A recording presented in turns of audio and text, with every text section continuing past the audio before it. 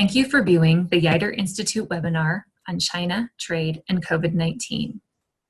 The webinar features David Morfesi, Director of International Trade at MinterEllison, Australia's largest law firm. David is also a former U.S. trade negotiator with service at the World Trade Organization and the World Health Organization. This academic year, he has also served as Yeutter Visiting Professor of Law at the University of Nebraska-Lincoln College of Law and the Yeutter Institute. Due to technical difficulties, the first few minutes of this webinar were not recorded. The video begins with David discussing China's integration into the global trading system and the country's entry into the World Trade Organization. Thanks again for viewing this webinar. They'll want more, and they'll become more integrated into the global trading system. That was the idea. That was the big push. It had great appeal. Off they went. They joined the WTO. That was 2001. Now, by 2013, China had become the world's largest single trading nation.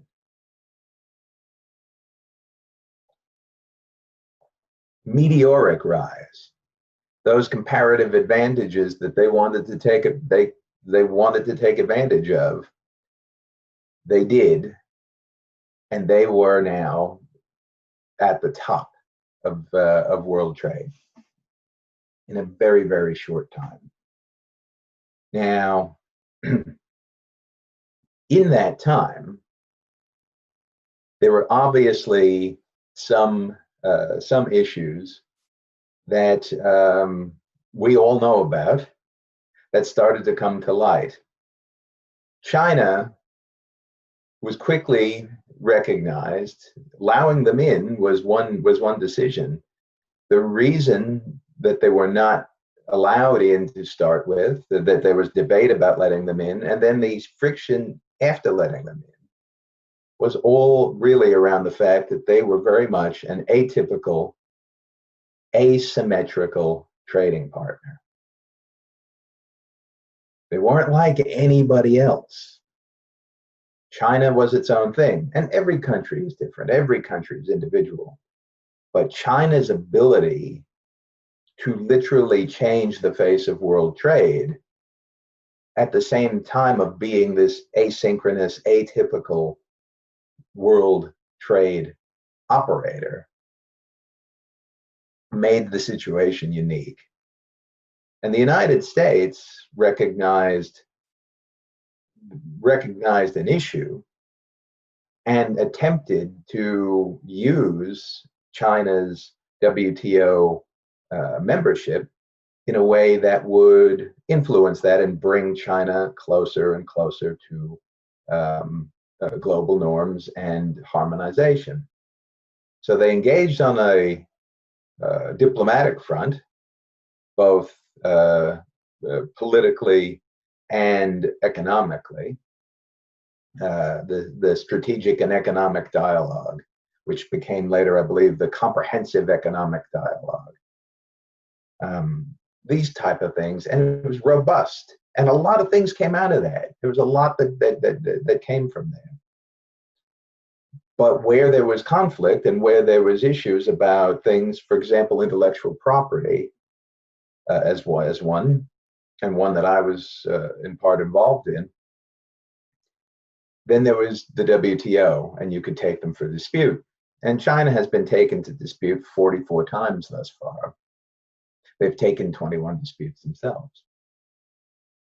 So this sort of two-pronged approach was intended to help move China from this atypical nature that was confounding some of the participants of the WTO, saying, how do we deal with this? Let's move them our way. The problem tends to stem from a bit of a lack of understanding of that atypical partner. Who did we sign up with, and who did we engage to do this, and how do they operate? because what happened was, okay, we'll go out and have a big dialogue. Yeah, I'll give you an example of what China did in response to in response to some of this diplomatic bargaining and diplomatic pressure, as well as economic pressure. 40 years ago, as I mentioned, small trading partner, functionally no intellectual property office in the country, that big, no IP. Now they have the largest IP office in the world. And it's functional. It does things. It's not a storefront. It's real. And they did that in that amount of time. It's quite remarkable. China has implemented and continues to implement many reforms based upon these discussions or these disputes. And still the result wasn't what the partners were looking for or wasn't what they were expecting. Now, what happened? What happened there? What the partners weren't anticipating and what they weren't planning for was China's structure, how they work. They are completely integrated. Whether you are a sole trader, a large company, an industry organization, or a government negotiating government to government with China, you have to understand that when you transact and when you're working with them, you're not just working with that entity, but that entity is integrated economically, financially, politically, and even I would call that a culture of governance where everything's integrated. So yes, we'll implement a robust IP system, but it operates with everything. And everybody has their own say. So that quite often the problem's not going to come from here. It's going to come from here. So you've addressed this, and it's great, and it looks exactly like you want it to look. And you made that deal, and it took forever. And the Chinese had to go through great lengths to implement it, and such hardship. And here's the biggest office in the world. This is what you've been asking for. Of course, this is going to continue to operate here. That's the part nobody really planned for. The finance behind it is going to work this way. I've mentioned small companies and big companies, even the largest companies. How do you compete in a world where the largest, say, mining companies or extractive companies, but the largest oil companies or the largest extractive companies look at a situation where there's definitely something down there, but it's really hard to get to, and the level of risk is too much to bear for a company that has to answer to shareholders and has a normal sort of Western model. The shareholders in China are the government. And if they decide, make a political decision that the risk can be borne, then the finance flows to this company that has ties back to the people who make the original decision, and it's all interwoven. That's how it works, and it's always worked that way. And that is why they wanted to join the WTO in the first place, is because they saw that they had a system that would allow them to mobilize, allow them to use the different efficiencies within their system. At the time, very cheap labor. It's actually gone up because of their level of success. Actually, the rise has come, but relatively inexpensive labor, easy mobilization of resources because all the decisions are made together. You want a demonstration of easy mobilization of resources? Do you remember about 2 months ago, the building of an entire hospital in Wuhan? And the news thought this was something incredible. Look at this, look what they can do, and look what they're doing. What an undertaking. all the decisions made in one place, all the resources you'll ever need, boom, hospital in 2 weeks. That's a comparative advantage that a lot of countries don't have. You can't do that because we don't have the underlying interdependent structures that would just say, make the decision. They do. That's what happens. And it's often trivialized by saying, it's China, it's dictatorial. All they have to do is say, make it happen. And it happens. Well, yeah, but that's a very simple way of saying what's actually going on. Now, question came, how is COVID-19, I just mentioned that hospital, is going to change or add to our assessment of China? And what does it reveal about sensitivity of supply chains? Now, I lived in New York in September of 2001. And I grew up in New York. And New York was, every New Yorker felt that they had a God-given right to be a grumpy, miserable guy.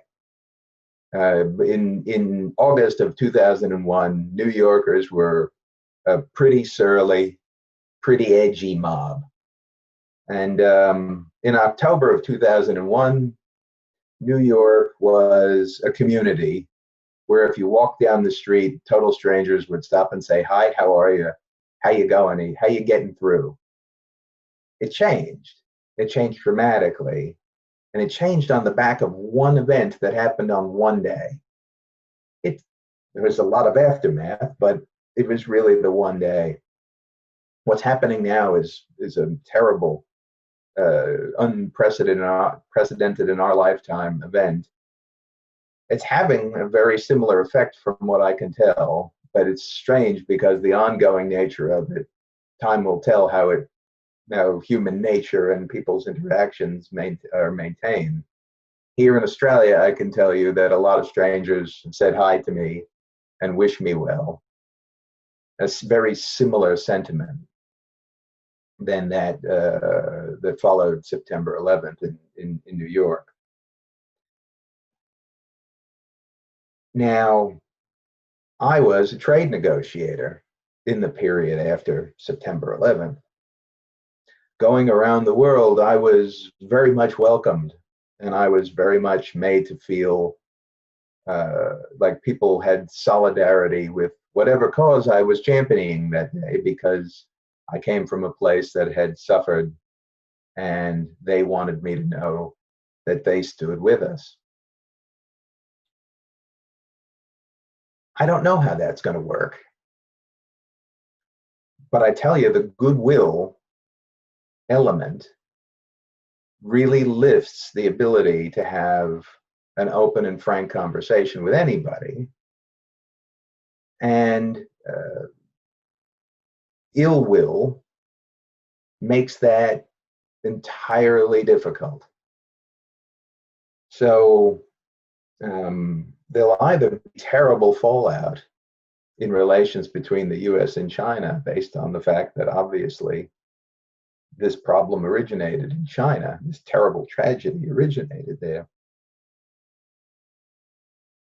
Or, and I'm hopeful that people, in the end, that nothing nefarious other than the origination of a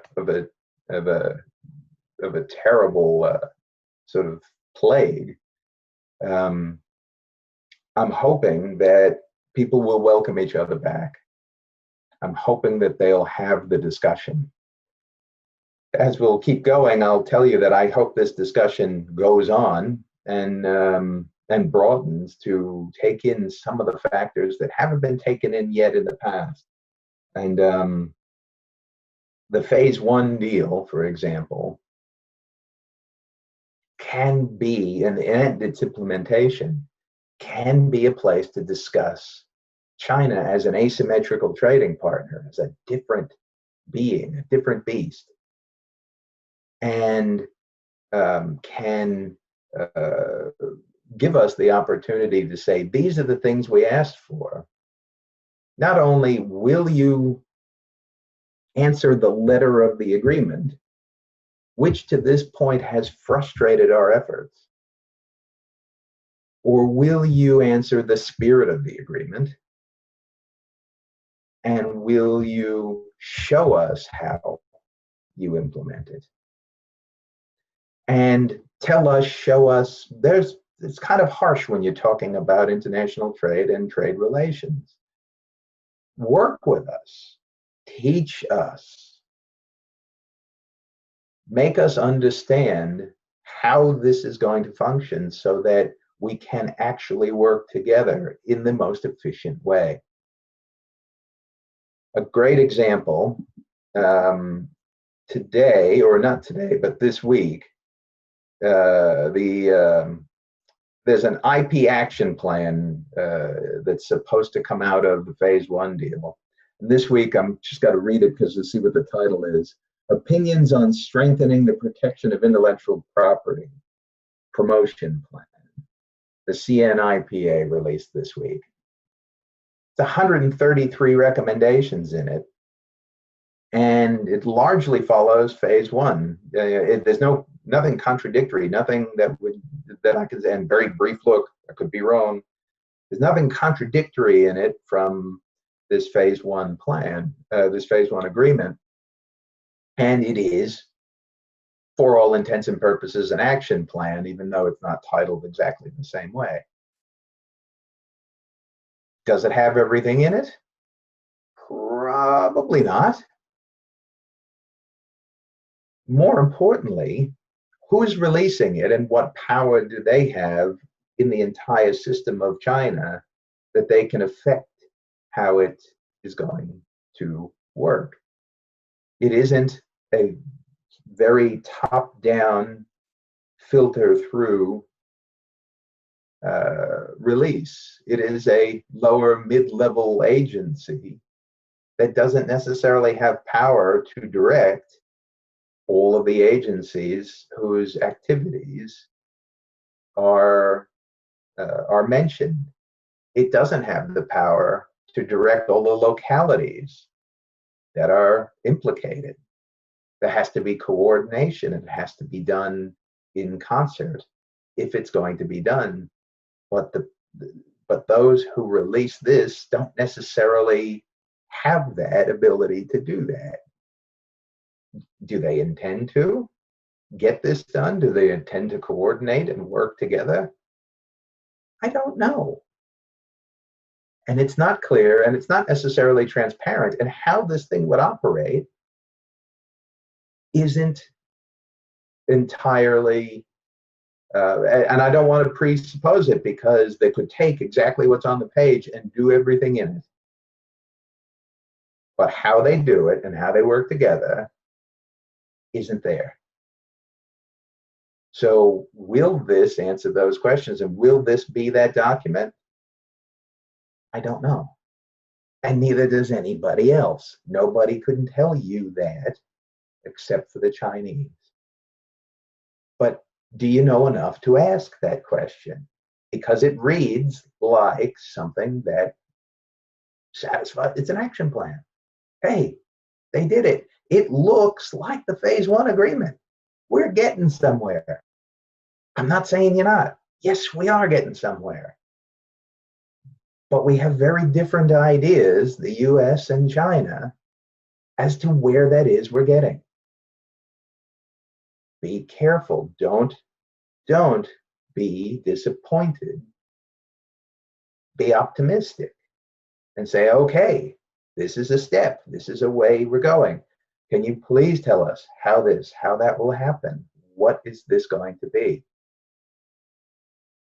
Now, that is entirely based on how everything fits together in China in order to be implemented. One of the biggest problems is transparency of that. We have no visibility of that, really. We have very little. When the Chinese explain that and how it will function, it tends to make sense.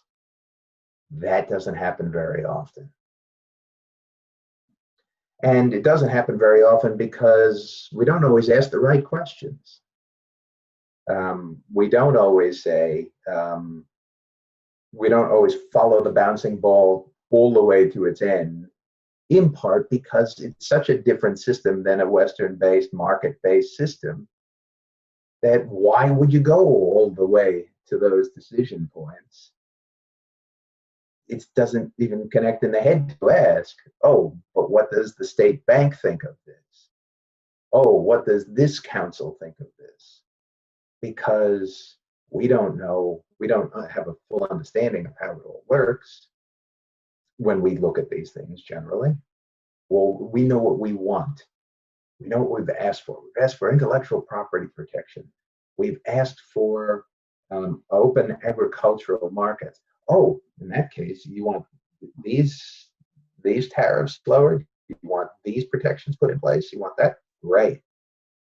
What about all the rest? What rest? We don't have any rest. Yes, but we do. And you end up playing what one commentator called a game of whack-a-mole. Hey, here's 133 things. You wanted them? Here they all are. Hooray! Here's 1,000 more. Oh, God, go get them. And that's the way it works quite often. It's not nefarious. It's an important thing to understand. It just is. That's your asymmetrical trading partner, and that's who you need to deal with. Now, the phase one deal is being implemented, and there's proof of it. It's going to be implemented in any way you break it down. It's going to be the Chinese way of implementing it. Yes, some of the elements that they are going to implement are going to reflect what we've asked them to do. So it's going to be, those elements will be more harmonized to something that a Western open market-based economic system will recognize. But those are incorporated into the greater system in China, which isn't going to shift anytime terribly soon. So it's going to be a very Chinese implementation. That doesn't mean that great benefit to U.S. industry and the world doesn't flow from that. It can. It has the ability to. And I see no reason why not to. There's no benefit in harming trading partners. The idea of trade is that if we're all lifted, we all benefit and we all do more trade and keep lifting. But it will be done to the benefit of China, and it will be done, and we don't care that they benefit. We want them to benefit because we want them to keep trading and keep trading with us. But it'll be done their way, and that's how it'll look. So people ask about the prospects for phase two at that point, and I'll quickly go through that because I kind of gave you the message. I kind of said what you can extrapolate from my ideas on phase one where we're going to get to on phase two. Phase two. Well, let me start you with a story. It was Al Gore who once said to me, he's a funny guy, Al Gore. He came across very stiff when he was vice president, and everybody thought he was had no emotion. He's actually a very funny guy. But he said to me, the best way to make sure that nothing happens about a problem is to pass legislation about it. As soon as you go out and champion a cause through some instrument and say, and go and go and go and go and go, and then it passes and everybody celebrates and the champagne corks fly, everybody applauds, and then the Speaker of the House gavels it down, goes on to the next point of business, and nobody remembers within a day that actually happened. It just goes away. Bit of coffee. Now, and you can do that when you're on a webinar. It just goes away. And I'm hoping that the phase one deal is more than that. I'm hoping it's more than that. And to be more than that, to be more than the thing that makes all this go away for at least a little while, that keeps the, we had disagreement, turned into a trade war. Now we have a phase one agreement that's going to put us all on track. Whew. Okay, everybody just sit back and relax. We're not going to hear this for a while now. Just put that in the drawer, it goes away. If we follow up implementation with understanding, and we get things like what came out this week, and we look at them as efforts towards implementation, but also understand the mechanisms and methods by which that's going to be delivered, and then how as a trading partner we can take advantage of those, then we'll have something out of that. Then there's something we can capture. If we look at it and say, don't recognize that, it looks right, but I'm not getting anything from you. You see, this is the way they operate. Well, you are getting something. You're just not getting it made in America. You're getting it made in China. Doesn't mean it's not potentially useful. It means you have to understand how to use it. You have to know how to read the directions.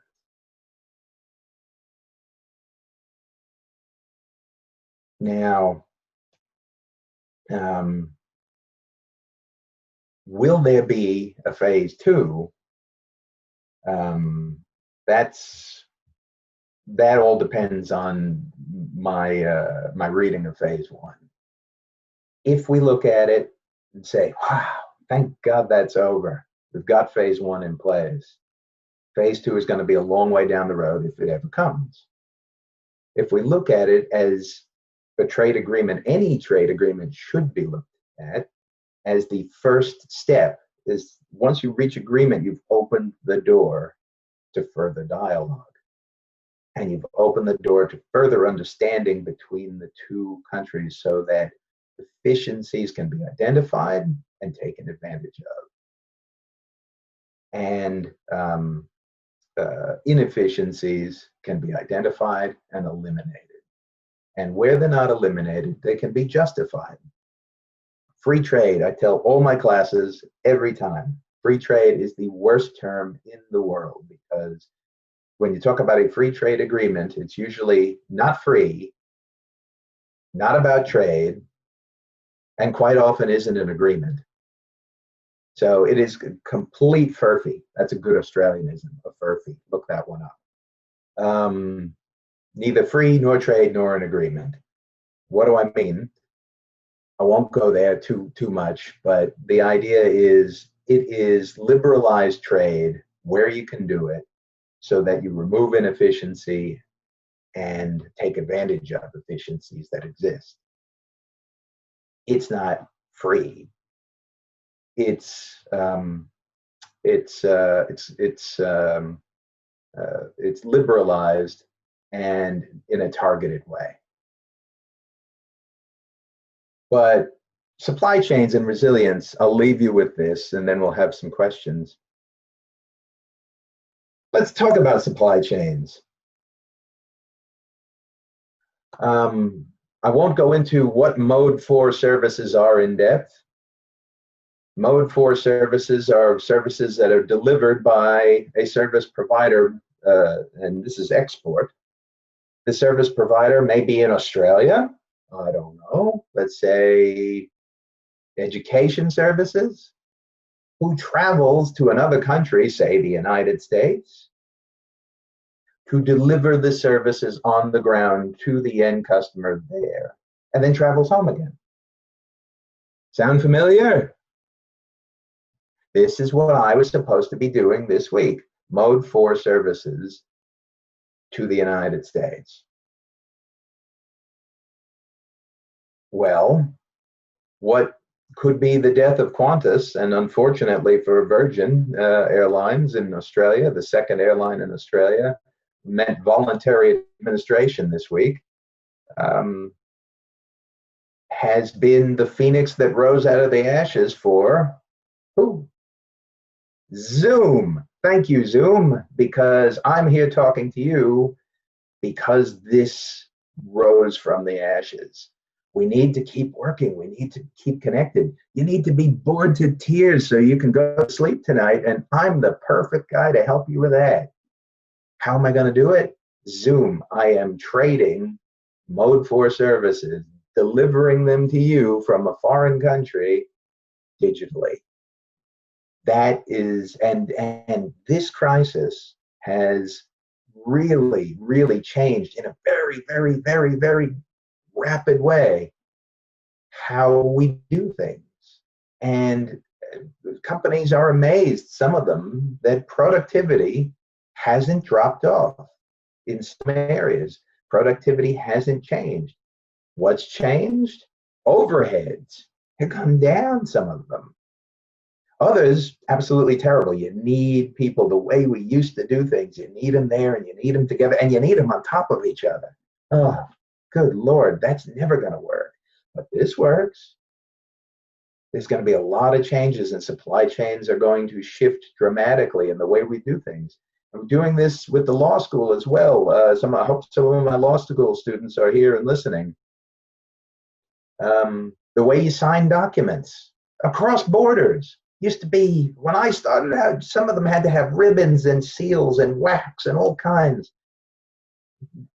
In a month, digital signatures have become okay around the world for all kinds of documents, including court filings. Holy mackerel. Things have changed, and supply chains will adapt very quickly to become resilient. There were lessons from old that need to be, and old ways of doing that need to be recalled and remembered when it comes to resilience of supply chains and customer base. I live in Adelaide in Australia. There are so many things, so many companies here. Agricultural companies and aquaculture companies jump to the top of the list in my mind that have one customer. China. That's it. That's where everything goes. And China is such a huge consumer that if we took everything produced in Australia, everything, and dropped it right in the middle of China, by the middle of next week, you'd never know it was ever there. They would have gone, which makes it very tempting for businesses to do that. Hey, I don't need to market. I don't need to do very much. As soon as I build a relationship with somebody over there, everything I could possibly produce is off my hands, and I've got money in my pocket, and I'm ready to go. Not today. All my widgets, the price of producing went right through the floor because we sent them raw materials. They sent me back all these cute little things that I put together and make something clever. Not anymore. Not today. And not for a while. Unfortunately, the last thing that's going to go in this COVID-19 crisis are going to be travel. The last restriction that's going to go is going to be travel. And so I hope I'll be able to do more of these webinars with you in Nebraska because I'm not going to be there all that soon, I don't think. So I think on that note, it's almost like my saying goodbye, but it isn't. It's farewell, and be safe. This is a terrible thing that we're all going through, and I wish you all the best, and I look forward to actually standing with you and seeing you again all soon. And at that, I think I'm going to open up for questions. David, thank you very much for sharing all of those insights with us. I think that your point about understanding China well enough or seeking to understand it well enough to know what questions to ask about how they are approaching something when a new document, for example, like the IP plan comes out is really well taken. And I will also say that I hope that the Mode 4 method of service delivery can be restored very soon so that you can come join us again sometime here in Nebraska. So we have a number of questions that have come in, and I'm going to bundle a few similar ones together so we can get through as many as we can here. The first bundle here has to do with whether you foresee U.S. trade with China ever resuming a normal status or potentially a pre-pandemic status in the foreseeable future. Will China ever fully rebound up to promised trade volumes with the U.S., or will the current shock lead to significant rebalancing, do you think, of China's trading activity? And I'll throw one more in there along with those two, and that is, do you think that the COVID-19 pandemic has accentuated the trend of decoupling between the U.S. and Chinese economies? Decoupling, that's good. I'm glad somebody brought that up, and it's an important point. I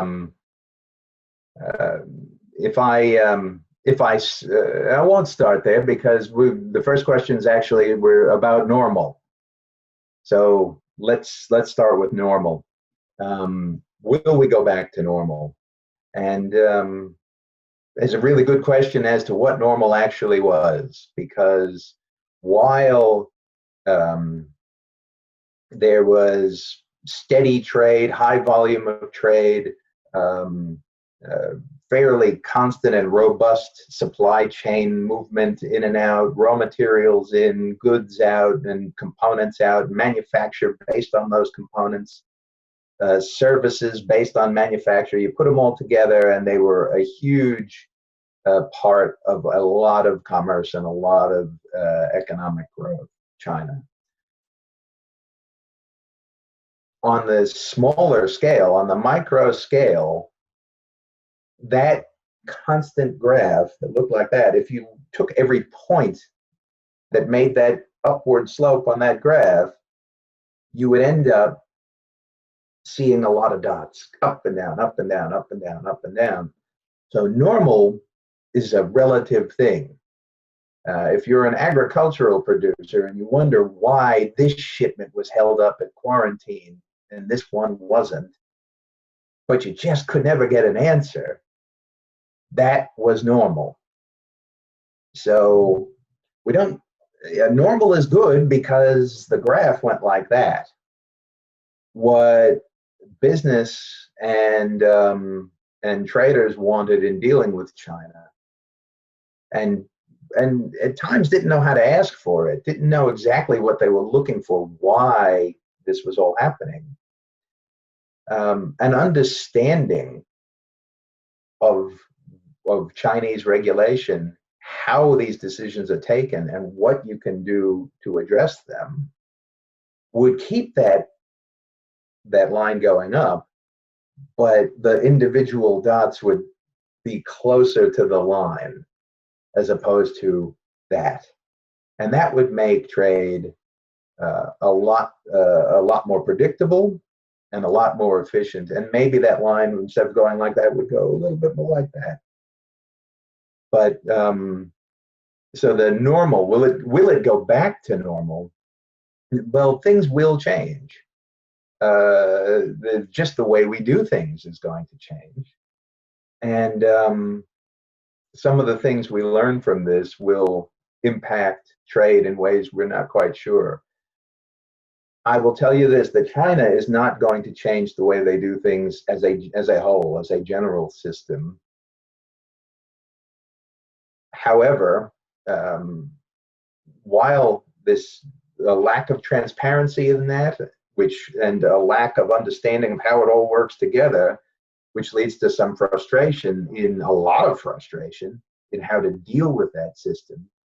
We've been dealing with that system all along because the benefits that come from the efficiencies that go with it are too hard to resist. There is so much upside to dealing with that kind of trading partner that can supply things at that price base and in that way that they'll still be there. And they're providing medical equipment now. I mean, we've gone to them, and I think the governor of Illinois made his own deal in China for ventilators. And this is terrible. What do you mean it's terrible? It's the best place to go, and they can ship them today. When you need something, you need it. Where are you going to get it? From the most efficient place you're going to be able to. That's not going to change. if you skip ahead to decoupling, that actually goes towards a question of whether or not the policy that comes from all of the past, all of the lessons we've learned to now, and then this terrible situation we're in, if that leads to a policy that says we're either going to learn how to integrate or we're not. And we're going to decouple, we're going to take away all of those interdependencies, start to whittle away those interdependencies so we're not so dependent upon China. We're not taking advantage of all those things because to do so is giving them too much power in the economic system.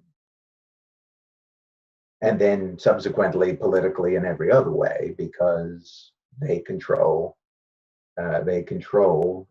too much of the global economic system at that point.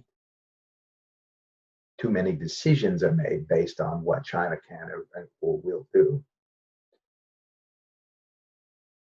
And there's not a great answer to that, but it's a policy choice. And to this date, policy choices haven't really been made because it's all been about the surface problem of we're not getting what we want. It hasn't been about building that understanding in order to get to a place where we've either integrated in a meaningful way or we've drawn a line as to where that efficiency is no longer good for us. At some point, some level of interaction is going to be important, it's going to be good, but they're going to operate over there and we're going to operate over there. Another lesson in this, again, pandemic, it is, do you take a look at companies that have repurposed and are producing medical supplies now, and you look at the difference between getting those supplies through existing supply chains that were there before and now, and you see a system where things are with barriers to trade going up and export controls for supplies, and things are going to the highest bidder. And yeah, market-based economies do that, but it's very much more of a cut and thrust, me against you situation. And so local companies are being repurposed as opposed to supply chains being sort of augmented. When those companies repurpose, they're not doing what they're efficient at, and they're not doing what they're best at, and they're not doing what they've been making money at. They're doing something else, and the government is paying them a lot of money to do it. So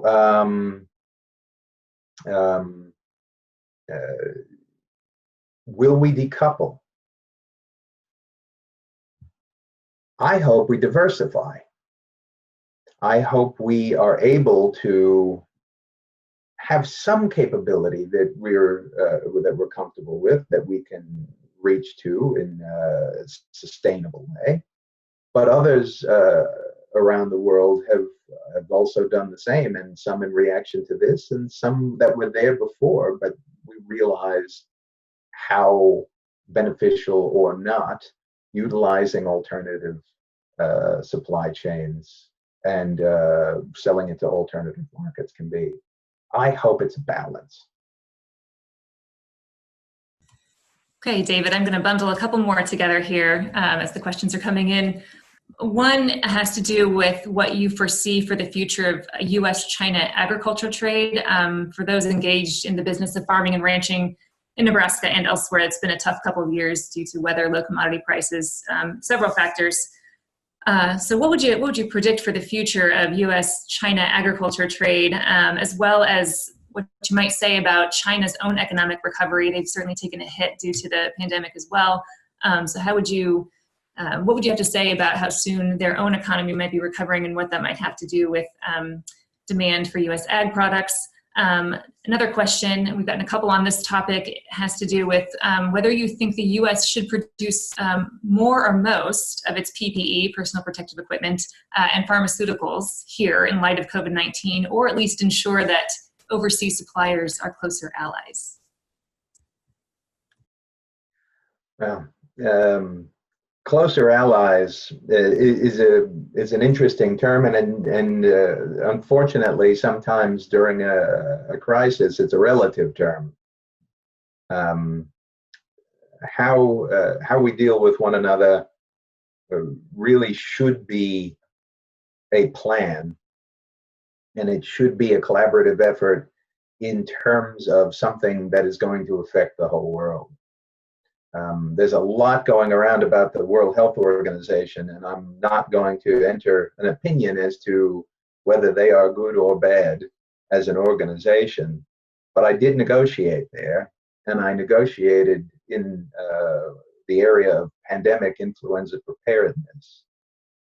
And it was very clear from public health officials, not trade officials. I was the trade guy in the room trying to make sure that when people used trade mechanisms and trade terms and made policy that impacted trade, that it made sense, because most of them were doctors and public health officials. But the idea was working together, removing obstacles and barriers, and mobilizing resources to where they needed to go as quickly as you can get them there, and making decisions and decisive decisions early. That could be changed later and it could be revised later. But the idea of making a decision early is that if you're right, you've averted something, and if you're wrong, the cost is only whatever it is until you've realized that you've gone down the wrong track, and then start again.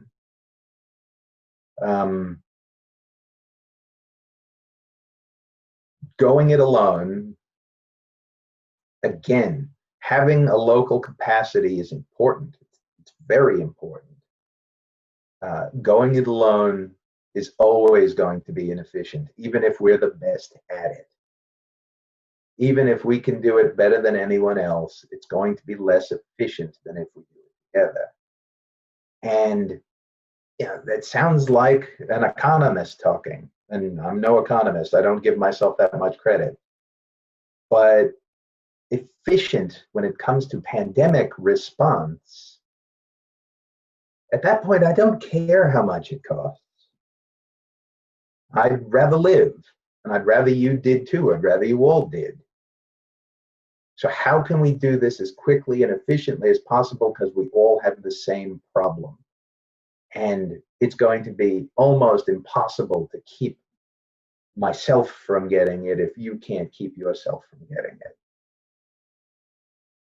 So those efficiencies do come from a global response and global availability. So I think we need to be open to that. At the same time, that, like I said, free trade. It's neither free nor trade. It's not all or nothing. It's focus on the areas where it makes sense to focus, to take advantage of efficiency and eliminate barriers to get the best outcome. If there needs to be some barriers in order to balance the way that agreement, or the way those economic models, the way those norm-setting activities will impact, then you keep those barriers. And in this case, keeping is not necessarily a barrier, but knowing that you're going to maintain a domestic presence and a domestic capability that can potentially be ramped up to produce things that you may need. Before we started today, Jill, you talked about bushfires in Australia, and people forget them now. They're like, what? Oh yeah, there was that thing a couple of months ago. Well, a couple of months ago, that was the defining event of 2020. It was the worst catastrophe that we'd ever seen. We don't even talk about it anymore. But in doing so, we had to look inward and say, what do we have to deal with this?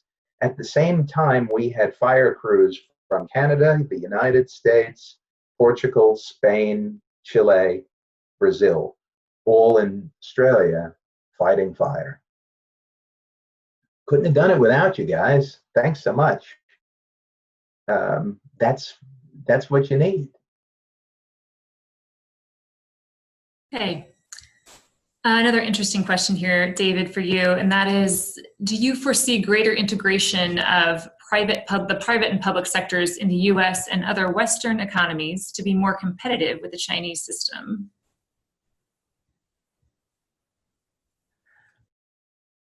So if I may, Jill, the question is that if U.S. industry becomes more integrated with government as a partnership? That's my understanding of the question. Yeah, as earlier in your remarks, as you discussed the way in which politics and economics and culture and government is so intertwined in China in a way that's very unfamiliar to our systems here in the West. If I'm understanding the question correctly, the question is, do you foresee that type of greater integration occurring in the U.S. or other Western economies to be more competitive with China? That's cultural. That's one of the things we haven't mentioned in all of this.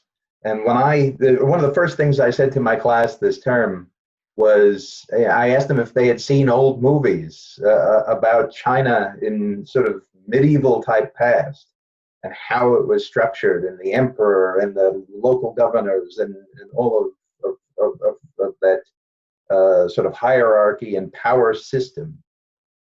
And some of them had, and they described what they saw, and it was sort of almost like a movie review. And I said, well, stereotypes, and whatever else, and I don't want to use that as a definition of culture, but that's kind of how things evolved, is that central power filtering down through a local governing system consolidated China, and it was kept to itself, and it was insular. Government involvement in private enterprise is the part for China that's a hard pill to swallow. Oh, there's a private interest here? That's the part that's different. For us, government intervention and government control and government participation in industry, to any extent that would look anything close to what they do in China, would be just, outrageous.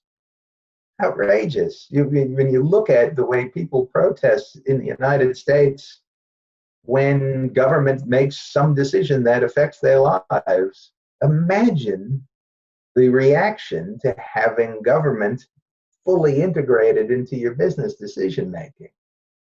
It would be an interesting thing to see. That said, government support for industry in a way that we would do it, that the Western country might be more comfortable doing, that can provide insurance, that could provide backing, that could provide the gravitas to stand up to a company that is backed by the government of China. Yeah, those things could happen. It just has to happen the way we need them to happen. It won't, just like the Chinese implementation won't look American, the American implementation really can't look Chinese either. You've got to give each other the credit that says, you have to bring your own culture to this. And a trade agreement is the lowest common denominator between partners. It's not saying we'll become Chinese or they'll become American. It's between our two systems, this is where we can meet in the middle.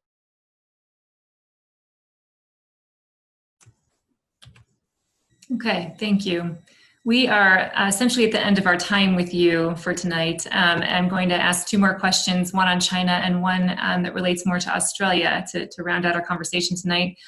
The first is, do you expect to see any global repercussions for China's handling of this crisis, specifically economic repercussions?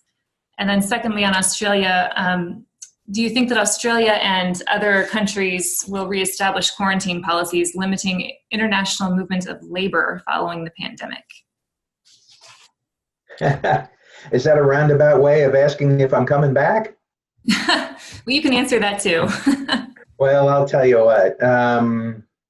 As far as economic repercussions, are you talking about consequences leveled towards China or global consequences, or both? Nope, not hearing you, Jill. You're on mute, Jill. Okay. Got it.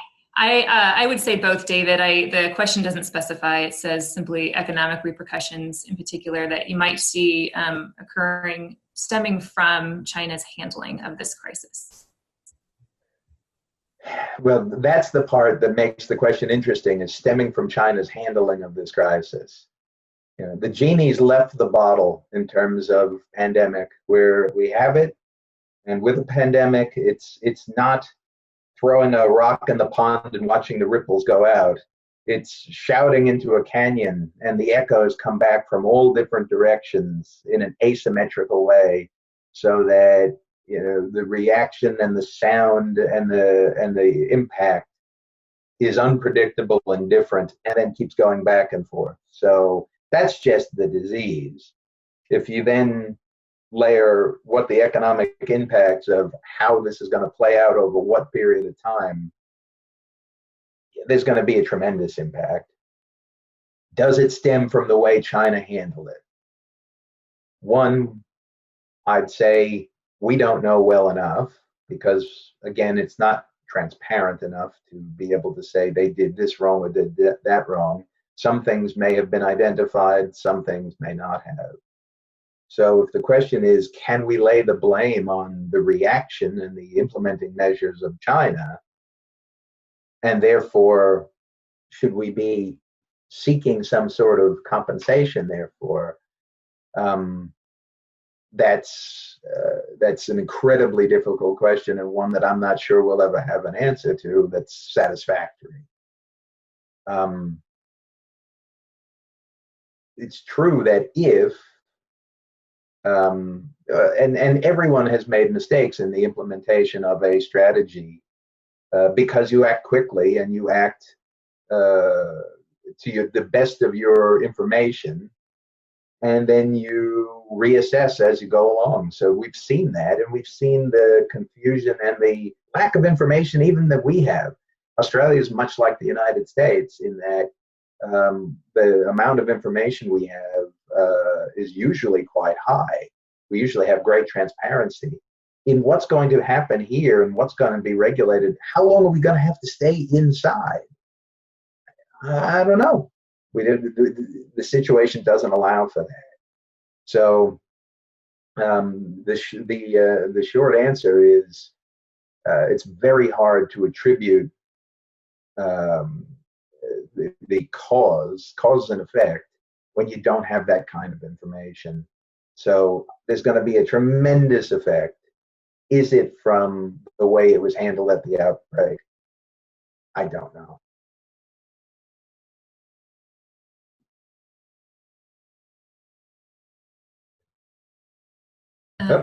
Okay, got it. Thank you. And also the last question related to quarantine policies, and that had to do with whether you think that Australia and other countries will reestablish quarantine policies that limit the international movement of labor following the pandemic. I think the current restrictions based on COVID-19 are going to remain in place for quite a long time. I'll give you an example. I'm looking at the corner of my computer screen that tells me it's the 24th of April at 9:36 a.m. I am fairly confident that I won't see the United States in 2020 because I won't be allowed to leave unless there's some pressing, urgent reason for me to do so. I don't think that that'll be the case because Australia has done a remarkable job. Much, like, I could never have predicted how well they would have handled this. And our cases are very low. I think yesterday in the state of South Australia, there were no new cases. And a commendable job. But the last thing they can do is open the border, because as soon as they let one case in, the lightning's out of the bottle. That's it. It's off to the races again. It's exactly the way it came here, and that's exactly the way it'll come back. So movement and labor will be difficult. That'll be difficult in the agriculture sector. There was a question about agriculture before, and I didn't get to it, but labor hire in agriculture, migrant labor and seasonal labor, is very big here in Australia. I know it's big in the United States. That's a real problem, and that's going to be an issue. Hopefully, the idea that what's happened here is that there's been a shift in people's attitudes towards work because, well, there's a lot of people out of work. Hopefully, the local populace will be able to pick up some of that slack in the agriculture industry and do some of that work. Of course, the pay is different, but we're in an emergency here. What can we do, and how could we make it work? It'll be a very big change in attitude for people. It'll be a very big change in lifestyle and the way they view work in general. But in a short term and in an emergency, that could be part of the solution. Okay, we have reached the end of our time for this virtual seminar. David, I want to thank you very much for joining us to share your time and insights. It's been a pleasure working with you through the Yeutter Institute, and this is certainly not our last discussion with you. We look forward to the day we can do this in person again. Wishing everyone out there a good evening, and David, you a good morning and good rest of your day. Thank you, Jill. Thank you ahead. so much. Good on you, and thank you all for tuning in. And I miss seeing you all, but enjoy your evening, and thank you again for having me. I'm very humbled to have had the opportunity to share some time with you. Thank you. Thank you very much. Good evening to all. Take care, David. Take care.